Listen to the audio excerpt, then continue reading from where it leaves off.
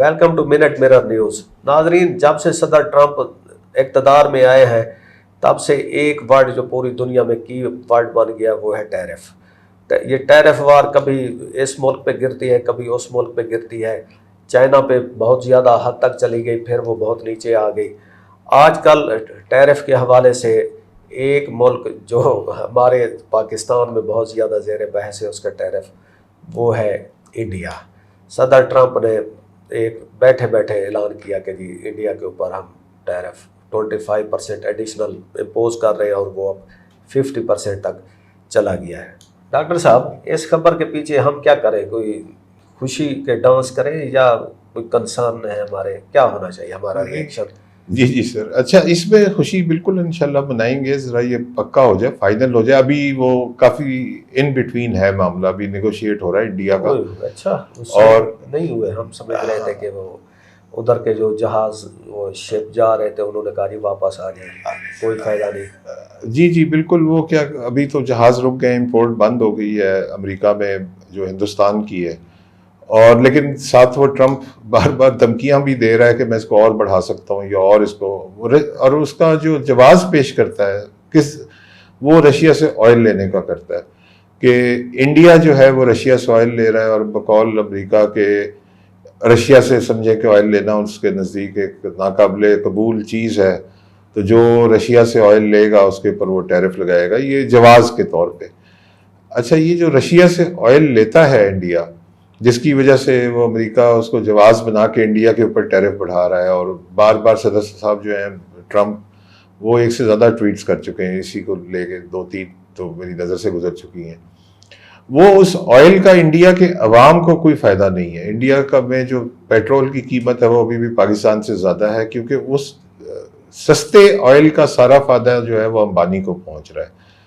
65% profit सीधा जो है अंबानी का है, जिस एक टर्म इस्तेमाल होती है विंडफॉल प्रॉफिट्स। तो अंबानी साहब जो हैं वो विंडफॉल प्रॉफिट्स जो हैं वो समेटे जा रहे हैं।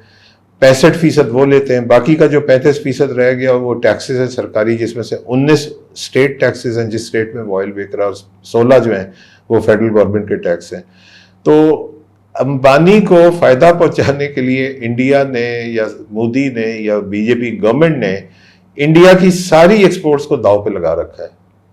बाय द वे, ये इंडिया को पहले अमेरिका ने अलाउ किया हुआ था ना, कि एग्जेम्प्ट किया हुआ था कि आप रशिया से ऑयल ले सकते हैं, क्योंकि उस वक्त तो इसको चाइना के ऑन पार वो एक पावर के तौर पे खड़ा कर रहे थे। जी, वो पॉलिसी बाइडन के दौर में थी डेफिनेटली, लेकिन ट्रंप ने आके अपनी जो पॉलिसी बनाई तो उसने रशिया से ऑयल लेने को एक नाकाबिले कबूल हरकत में कन्वर्ट कर दिया कि ये किसी सूरत में एक्सेप्टेबल नहीं है। अच्छा, तो अब इसका पाकिस्तान को कितना फ़ायदा हो सकता है अगर ये बरकरार रहती है? अच्छा, अभी हम अज्यूम कर लेते हैं कि ये 50 पे ही रहती है, या अगर 50 पे रहती है तो फिर तो इंडिया के लिए मुमकिन ही नहीं रहेगा कि वो कम्पीट कर सके पाकिस्तान को। और भी जो मेन कंपेटिटर्स हैं, चाइना का भी बीच में है, अभी फाइनल नहीं है, लेकिन जिन मुल्कों के फाइनल हो चुके हैं, वियतनाम है और बांग्लादेश है। इनके बड़े 2 प्लेयर्स हैं ना इसमें, ख़ासतौर पे गारमेंट्स में बांग्लादेश बहुत बड़ा प्लेयर है। तो इसमें बांग्लादेश जो है वो इस वक्त 20% पे है, वियतनाम भी 20% पे है, पाकिस्तान जो है वो 19% पे है। तो बज़ाहिर पाकिस्तान की 1% कम है बांग्लादेश से और वियतनाम से। तो ये क्या हम इस इलाके में सबसे कम हम हैं? जी, इलाके में सबसे कम हम एक लिहाज से कह सकते हैं, जो हमारे कंपेटिटर्स हैं उनमें तो हम सबसे कम हैं, लेकिन एक इलाके में एक और मुल्क है जिसकी पाकिस्तान से कम है, लेकिन वो किसी कंपटीशन में नहीं है, इसलिए इसको गिने या ना गिने। अफगानिस्तान पर 15% है, but Afghanistan can not compete Pakistan, India, Bangladesh. उसके पास कोई एक्सपोर्ट की ऐसी चीज़ें नहीं हो। 15 अपने पल्ले से भी अमेरिका दे दे तो किसी काम के नहीं उसके। नहीं, हम इधर से अफगानिस्तान स्मगल करें और उधर से फिर शिपमेंट जाए। हाँ, ये पॉसिबल है, लेकिन मतलब है कि इससे भी अफगानिस्तान में वो सारा इंफ्रास्ट्रक्चर करना पड़ेगा। एक और जो चीज़ शायद की जा सकती है, इजिप्ट जो है वो वहाँ पे 10% है, तो अगर कोई अपनी चीज़ें इजिप्ट से करता है, वहाँ पे मुंतकिल कर लेता है फैक्ट्रियाँ और सब कुछ, और इजिप्ट से एक्सपोर्ट करना शुरू कर देता है, तो 2 तो उसके क्लियरली एडवांटेज है। एक तो उसका टैरिफ सिर्फ 10% है, تو ایک تو وہ بہت بڑا ایڈوانٹیج ہے ایجپٹ کو بنگلہ دیش اور ویتنام کا، کیونکہ ان کا 2020 ہے. دوسرا ایجپٹ جو ہے وہ کاٹن پروڈیوسنگ کنٹری ہے، اور Egyptian cotton is a very good cotton, تو اس کو مقامی سستی کاٹن بھی ایجپٹ سے مل جائے گی. تو ایجپٹ آئیڈیل کنٹری ہے اس وقت ٹیکسٹائل کے حوالے سے اگر بات کی جائے. لیکن جب ہم ایکسپورٹس کی بات کرتے ہیں تو ٹیکسٹائل ایک شعبہ ہے. پاکستان کے کانٹیکسٹ میں ٹیکسٹائل اہم ترین شعبہ ہے، کیونکہ پاکستان کی 56-58% جو ایکسپورٹس ہیں وہ ٹیکسٹائل پہ ہیں. لیکن ویسے اگر دنیا بھر کی بات کی جائے، اب انڈیا جو ہے، انڈیا کی پرابلم آ گئی، جیسے ان کی خالی باقی چیزیں چھوڑیں، ان کی جو جھینگے کی ایکسپورٹ ہے امریکہ کی $3 ارب کی ہے. تو وہ جھینگا جو ہے انڈیا وہ پتہ نہیں کہاں لے کے جائے گا، امریکہ نہیں لے گا تو شاید کہیں پورٹ پہ سڑ جائے گا. $3 ارب کی جھینگے کی ایکسپورٹ ہے. پھر جو انڈیا کا بہت بڑا سیکٹر ہرٹ ہوگا نا وہ فارماسیوٹیکل ہے. انڈیا کی بہت زیادہ ایکسپورٹ فارماسیوٹیکل میں ہے، ٹیکسٹائل بھی ہے. تو انڈیا کے تو خیر بہت سارے. امریکہ میں وہ بہت، جب تک کوئی چیز اونٹ کسی کروٹ نہیں بیٹھتا تب تک انڈیا کو بھی نہیں اندازہ کہ کہاں تک بات جائے گی. لیکن آن دا ادر ہینڈ انڈیا کو ایک بہت بڑی خوشخبری جو ملی ہے 2 ہفتے پہلے، وہ انڈیا اور یو کے کی فری ٹریڈ ڈیل ہو گئی ہے. تو انڈین سامان جو ہے یو کے بغیر ڈیوٹی کے جائے گا، اور 99% سے اوپر چیزیں جو ہیں انڈیا کی وہ یو کے بغیر ڈیوٹی کی جائیں گی. اور چونکہ یہ ریسیپروکل ڈیل ہے تو یو کے کی بھی بہت ساری چیزیں انڈیا میں بغیر ڈیوٹی کی آئیں گی. اور اس میں میرا خیال ہے کہ یو کے کی جو آٹو موبائل انڈسٹری ہے وہ ریوائیو ہو جائے گی. اور آنے والے وقت میں ہم دیکھیں گے کہ انڈیا میں زیادہ گاڑیاں جو ہیں وہ برطانیہ کی ہمیں کافی نظر آئیں گی، کیونکہ وہ برطانیہ کی گاڑیاں ڈیوٹی فری آئیں گی، تو جاپان اور چائنا اور دوسرے ملک مقابلہ نہیں کر سکیں گے، اور کوریا.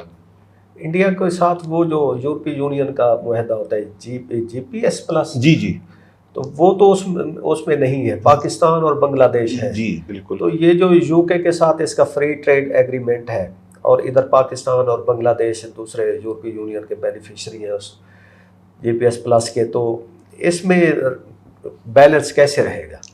جی اس میں جو جی ایس پی پلس ہے وہ پاکستان اور بنگلہ دیش اس میں ہیں. 8 کنٹریز ہیں دنیا بھر سے ملا کے، جس میں سے اتفاق سے 2 یہی ہیں، پاکستان اور بنگلہ دیش. اس کے علاوہ 6 اور ہیں ادھر ادھر کے. تو اس میں پاکستان اور بنگلہ دیش کو ایڈوانٹیج ہے. یہ جو جی ایس پی پلس ہے یہ 2023 اکتوبر میں ختم ہو رہا تھا، تو اس وقت انہوں نے 4 سال کی ایکسٹینشن کر دی. تو ابھی اکتوبر 27 تک ہے، تو ابھی سے بھی گنے تو 2.25 سال تو ابھی اس کے باقی ہیں. اچھا، اس میں ان 8 ملکوں کو ڈیفینیٹلی ایڈوانٹیج ہے اوور دوز کنٹریز جس میں شامل نہیں ہیں، جس میں انڈیا اور دوسرے ملک شامل ہیں، ویتنام، چائنا وغیرہ. لیکن اس میں بنگلہ دیش کو اضافی ایڈوانٹیج ہے پاکستان کے بھی اوپر. وہ یہ ہے کہ بنگلہ دیش جو ہے وہ ایل ڈی سی کنٹریز کی لسٹ میں ہے، لیسٹ ڈیولپڈ کنٹریز. اور لیسٹ ڈیولپڈ کنٹریز جو ہیں وہ ڈیوٹی فری ٹوٹلی. تو یورپ میں بنگلہ دیش آلموسٹ ٹوٹل ڈیوٹی فری ہے. پاکستان جو ہے وہ کچھ ڈیوٹی کے ساتھ ہے، اور باقی ملک جو ہے وہ کافی ڈیوٹی کے ساتھ ہے. تو یورپ میں بنگلہ دیش کو کلیئرلی ایڈوانٹیج ہے. یو کے میں اب اس فری ٹریڈ ڈیل کے ساتھ انڈیا کو کلیئر ایڈوانٹیج ہو چکا ہے. اور امریکہ میں اس وقت اس وقت کی جو سچویشن ہے، میرا خیال ہے کہ اس میں سب سے زیادہ ایڈوانٹیج 2 ملکوں کو ہوگا ہمارے اس طرف ایشیا کے. ایک بنگلہ دیش کو ہوگا اور ویتنام کو ہوگا، کیونکہ پاکستان سے ان کا ٹیرف صرف 1% زیادہ ہے. لیکن بنگلہ دیش میں کاسٹ آف پروڈکشن بہت ہی کم ہے پاکستان کے مقابلے میں، اور بجلی بہت سستی ہے، لیبر بہت سستی ہے. اور جو ویتنام ہے اس کو بھی کاسٹ آف پروڈکشن کم ہونے کا، اور سب سے بڑا ایڈوانٹیج یہ کہ جو سپلائی چینز ہیں، یہ بھی ایک اہم آسپیکٹ ہوتا ہے کہ آپ کی سپلائی چینز کتنی ڈیولپڈ ہے. تو وہ ویتنام کی سپلائی چینز جو ہیں وہ بہت زیادہ ہائیلی ڈیولپڈ ہے. تو میرا خیال ہے کہ امریکہ میں فی الحال اس ایشین ریجن سے بنگلہ دیش اور ویتنام جو ہیں یہ ان کی ایکسپورٹس بڑھیں گی. اور اس کے علاوہ یہ دیکھنا ہے کہ ایجپٹ جس کو 10% کا ٹیرف مل گیا وہ اس کا کیسے فائدہ اٹھاتا ہے. کاٹن تو اس کے پاس ہے، اب وہ کس طرح اس کو کنورٹ کرتا ہے انڈسٹریل ایکسپورٹس میں، یہ تو ابھی دیکھنا ہے کہ وہ کتنا کر پاتا ہے. اچھا، دیکھ رہے ہیں کہ کچھ اب حالات شفٹ ہوں گے. انڈیا بھی سنا ہے کہ وہ اپنی رشین اس پہ امپورٹس پہ غور کر رہا ہے، بلکہ کوئی رپورٹس آئیں کہ جی انہوں نے کوئی رشین سپلائی جو ہے آئل سپلائی اس کو بتدریج کم کر دیا ہے، اور شاید آنے والے دنوں میں وہ اس کو اس حد تک سلیش کر دے کہ وہ ٹرمپ صاحب خوش ہو جائے.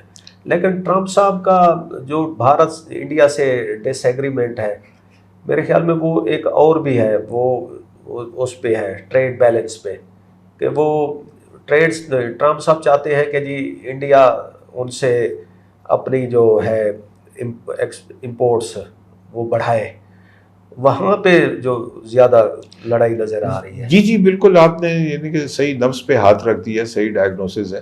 ٹرمپ کا اصل مسئلہ یہ نہیں ہے کہ انڈیا سے کیا آ رہا ہے، رشیا از ناٹ، ہاں وہ صرف ایک جواز ہے، ایک بہانہ ہے، اسی لیے ہم کہہ رہے تھے کہ اس کا جواز بہانہ بنایا.